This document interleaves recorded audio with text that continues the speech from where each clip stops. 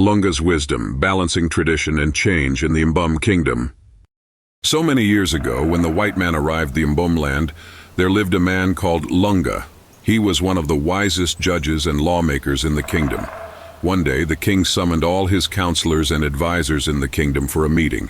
The agenda of this meeting was simply to devise means to combat the new religion from the west. Lunga, as always, arrived at the royal palace with his steady gait, his long cloak sweeping the dust from the ground behind him. The other counselors had already gathered in the great hall, their faces a mix of concern and confusion. Whispers filled the air, but once the king's presence was noted, silence descended. The king, seated upon his high throne, began the meeting. The white man has brought a new faith with him, a faith unlike any we've known. It has begun to spread, infiltrating the hearts and minds of our people. We must decide how to protect our traditions, our way of life, and our ancestors' teachings.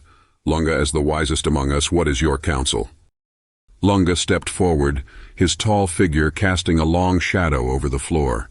He was a man of few words, but when he spoke, it was as if the land itself listened. He stood before the king, his eyes steady and calm, his voice a soft yet commanding presence. Your Majesty, the white man's faith is new, but it is not without roots. Every people in history has faced such challenges. The new religion may seem foreign, but we should not rush to see it as our enemy. Instead, let us observe and understand it. We can learn from it, adapt, and find a way to coexist with it, just as we have done with other ways before. The king, who had heard many counsel before, but never quite like this, raised an eyebrow. Are you suggesting we simply accept it, Lunga? That we let our people be swept away by this new tide? Lunga shook his head slowly. Not acceptance, Your Majesty. Understanding. The strength of our land lies not in rejecting the new, but in our ability to blend the old with the new, to shape it into something that honors both our ancestors and the world we live in now. If we fight it blindly, we risk losing ourselves in the process. But if we approach it wisely, we can use its teachings to strengthen our own. One of the younger counselors, eager and impatient, interjected, But Lunga, what about the power of our ancestors? Are we to let these foreign gods take root in the hearts of our people? What of our traditions, our sacred ways? Lunga turned toward the counselor, his gaze unflinching. Our traditions are not fragile. They are like the roots of the great baobab tree, deep, strong, and enduring. No faith, no matter how powerful, can uproot what is deeply rooted in the hearts of those who remember. What we must protect is not the fear of the new, but the wisdom of the old. If we fear change, we will be left behind, like a dry branch that falls to the ground while the tree continues to grow. The king sat silently for a moment, his hand resting on the arm of his throne as he considered Lunga's words. Then, slowly, he nodded. Perhaps you are right, Lunga. We cannot live in the past, nor can we allow the future to drown us.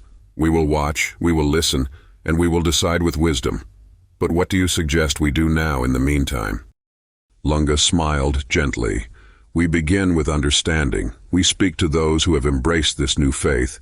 We learn from them, not as adversaries, but as fellow travelers on this earth.